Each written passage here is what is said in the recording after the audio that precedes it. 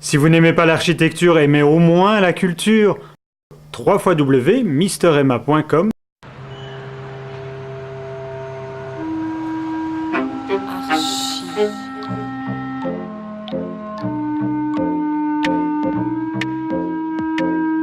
Bonjour et bienvenue dans Archi Urbain, l'émission qui vous parle d'architecture et d'urbanisme à Bruxelles. Je suis en compagnie de Paul Delaby du bureau d'architecture O2 Architecture. C'est bien ça, Paul? Exactement. Plus exactement, O2 Architecte. Ah, O2 Architecte, avec Voilà. un S. Avec un S. Parce que vous êtes deux maintenant. On est deux associés, on est 4 dans le bureau, mais on est deux associés que nous venons de former la société au mois d'août. Et c'est pour ça que ça s'appelle O2. O2, c'est pour mettre un peu d'oxygène dans des choses qu'on trouve un petit peu poussiéreuses. D'accord. O2, parce que graphiquement, ça rappelle un peu 02, la région de Bruxelles, Ah, qui c'est est vrai. sur le territoire sur lequel nous travaillons le plus. Et enfin, comme dirait Pierre par boutade, en Wallonie, c'est nos deux. D'accord. Et c'est Pierre comment? Pierre Emmance. Pierre Emmance. Pierre Emmance qui a travaillé chez moi pendant 6 ans Oui. et puis qui s'y plaisait, je pense. Et Ouais. alors, il a voulu qu'on s'associe et c'est la première fois de ma vie que je m'associe Et avec alors, ça se passe un bien? architecte. Et On se jeune. ça se passe merveilleusement bien. Bon, tu vas m'emmener voir, nous sommes à Saint-Josse et on va voir le Jazz Station qui se trouve donc dans une ancienne gare, la gare de Saint-Josse, qui n'existe plus et qui a été transformée parce que son bourgmestre, tant aimé, Monsieur Demanet, adore le jazz et donc il a décidé de faire un lieu dédié au jazz. C'est bien ça, Paul? Voilà, exactement. Donc au départ, c'est un centre culturel axé sur le jazz. Oui. Comme nous, il y a eu un appel d'offres, comme nous, on écoute du jazz du matin au soir au bureau, ça nous collait parfaitement bien. En plus... Tu dis ça pour Jean, en fait. Non, mais c'est tout à fait C'est vrai, c'est vrai. Tout à fait vrai. J'aime beaucoup le jazz et Pierre aussi. Oui. Et donc, on était très très motivés pour faire ce projet. Oui. D'autant qu'il ne faut pas oublier qu'il y a un rapport entre le train et le jazz. Il y a beaucoup de morceaux de jazz qui parlent de train Oui. parce que les musiciens de jazz parcouraient de longues distances aux États-Unis en train. Et tout l'orchestre de Duke Ellington, enfin bon, des tas de musiciens. Et donc ce rapprochement-là était assez intéressant. Alors, tu as trouvé cette gare dans un état déplorable Absolument. C'est le mot exact. et tu as entièrement tout transformé. On est ici dans ce qui était la salle des pas perdus et qui est devenue maintenant une salle de vision où on peut regarder ce qu'on voit devant nous, des petits films.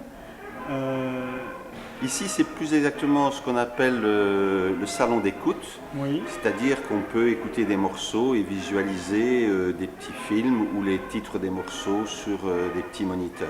d'accord. Là au-dessus de nous, je ne Ouais. sais pas si on entend la musique au loin, on On verra tout entend à la l'heure. musique, on va... Là, c'est plutôt une salle de projection, une petite salle de C'est projection. une découverte, cette petite salle de projection. Mais on va rester ici, on va s'avancer un peu et on va en fait découvrir juste devant nous, on a la chaussée de Louvain, Oui. extrêmement bruyante et on n'entend rien. C'est étrange, parce que la façade est quand même classée, donc tu ne pouvais pas changer, mettre du double vitrage à cause des monuments et sites. C'est pas la première fois que j'entends cette n'ai- aberration. Je n'ai plus rien à dire, tout est dit. C'est en D'accord. fait que, bon, évidemment, ça a été On va montrer la chaussée de Louvain. l'objet de pas mal de discussions. Oui. C'est que d'abord, dans la période dans laquelle nous vivons, je pense qu'il faut beaucoup réfléchir avant d'interdire de mettre du double vitrage pour l'isolation thermique. Et deuxièmement, ici, dans ce cas très précis, où on joue de la musique de jazz, mais jazz ne veut pas dire musique tonitruante, il y a parfois des choses très délicates vers lesquelles il faut tendre l'oreille. La chaussée de Louvain, qui est une semi-autoroute urbaine, posait des problèmes. Mais rien n'y fit, ça a été totalement un refus de changer les châssis.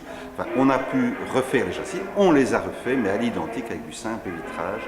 Et donc j'ai trouvé une solution qui a été de doubler intérieurement les vitrages par des châssis qui se replient et donc c'est très efficace. Bon, écoute, moi je trouve que c'est... Extérieurement, ça ne se voit pas.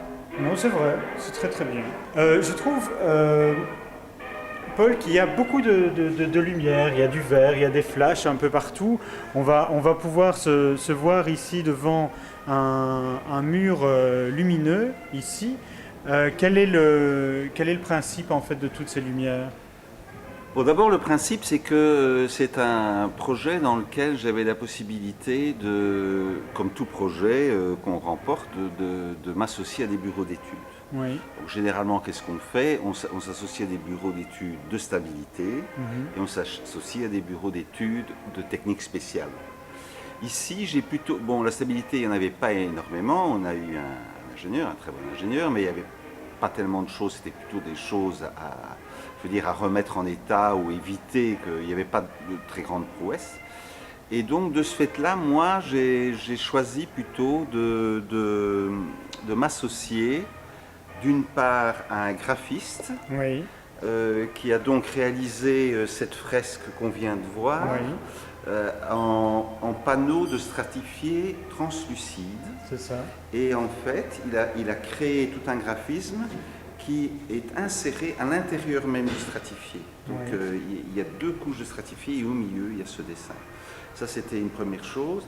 Et la seconde chose, c'est que je me suis associé à un bureau d'études d'éclairage. Et donc, il y avait là Xavier, qui est un spécialiste de tout ce qui est théâtre, éclairage de théâtre, etc. Et Jean-Luc, plus technicien, qui nous ont aidés aussi. C'est mon premier projet, je veux dire, où on a vraiment travaillé en équipe, même avec certains corps de métier. Ça a été une grande aventure, une très belle aventure. On a pas mal souffert, mais on a aussi beaucoup amusé. Et pour moi, ça a été vraiment un projet charnière, parce que j'étais pendant 30 ans assez individualiste, assez secret. Et là, je me suis vraiment ouvert sur une équipe. Et c'est pour ça que finalement j'ai accepté après 30 ans de m'associer dans ce même esprit, parce que je crois qu'il y a 10 ans j'aurais refusé catégoriquement. On s'est un peu baladé, on est ici dans la salle d'exposition, là aussi quelque chose de très artistique et pluriculturel, etc. Avec des panneaux intéressants, tu peux nous montrer donc, ça en comme fait. on avait finalement peu de surface, ici c'est une des rares, c'était la pièce en fait, c'était la pièce de confort, je ne trouve plus le mot, de première classe. Et donc les gens qui prenaient le train en première classe avaient un salon particulier. Ce salon particulier, il y a des moulures, etc. C'est le seul endroit que j'ai gardé. Seul endroit aussi parce que partout ça s'était effondré.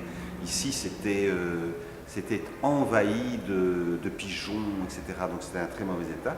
Et donc on n'a pas grand-chose comme mur pour afficher. Or, un musée, là-bas il y avait des vitrines, il doit quand même avoir des... Et alors j'ai créé donc des panneaux qui font toute la hauteur, qui sont en liège, on peut clouer, punaiser, suspendre. Et alors on peut les ouvrir pour tripler la surface. Donc soit on les ouvre à 90 degrés, soit on peut les mettre pour faire un jeu à 45 degrés, etc. Moi, je te propose que l'on aille rejoindre la salle principale, là où se jouent les concerts. Voilà. Et là où peut-être on retrouvera Pierre, sait-on jamais. Peut-être, qui sait. Sait-on jamais. Et à mon avis au Ça bar. Ça fait déjà tellement longtemps que tu m'en parles. Voilà. Mais avant de voir Pierre, je voudrais qu'on s'arrête quand même dans cette merveilleuse salle. On a la scène devant nous. Et puis moi, ce qui m'interpelle très fort, c'est le plafond. Voilà. Il fallait trouver une solution pour avoir une bonne acoustique. Je ne pense pas, j'en suis certain. Nicolas qui s'occupe de ce musée du jazz, la Jazz Station ici, d'ailleurs avec beaucoup de dynamisme et motivation, m'a dit que tous les musiciens étaient enchantés par la qualité du son. D'ailleurs, il y en a énormément qui demandent pour pouvoir venir jouer ici. Et donc, j'ai créé des ondulations qui peuvent évoquer des modulations dans la musique, etc., avec toutes des lattes espacées et derrière une grande couche d'isolation, donc absorbante. On a essayé de faire des choses très simples. Par exemple, le podium, c'est une prédale. Une prédale, c'est une dalle qu'on voit souvent sur les chantiers. C'est une dalle avec tous des crochets Oui. et on la dépose, on vient la déposer, donc ça facilite, il ne faut plus couler du béton, etc. Après on met les chapes et tout, et nous on l'a retourné, on s'en est servi pour, comme d'un podium. Derrière la tenture, là il y a un châssis qui se replie, et on peut tout ouvrir l'été sur l'entrée, où il y a un long banc en béton et on peut s'asseoir. Évidemment, bon, il faut concilier tout ça avec le voisinage, évidemment, parce qu'au début... ça fait du bruit, le jazz, parfois. Ça fait du bruit, Enfin, les jazz. peut-être pas le jazz, mais les gens. Les jazzmen sont parfois des fêtards, et donc, quand à minuit, on fait une jam session, les voisins ne sont pas très heureux, donc, mais il semblerait que tout ça s'arrange. Tout ça s'arrange. Tout ça se passe relativement bien, voilà. Bon, écoute, je te propose qu'on aille retrouver Pierre au bar. Absolument, absolument.